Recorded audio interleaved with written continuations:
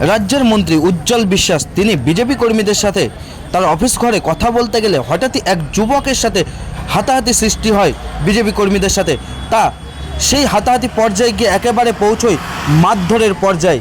আর সেই ছবি উঠে এলো এক্সক্লুসিভ আমাদের ক্যামেরায়। দেখুন সেই ছবি।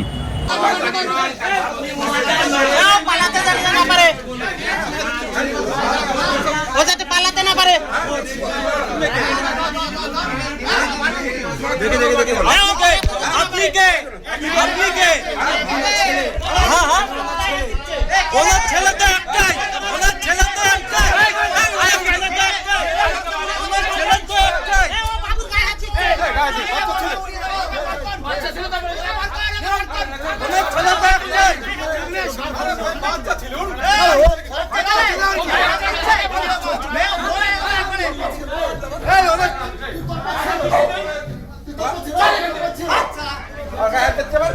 কল করছি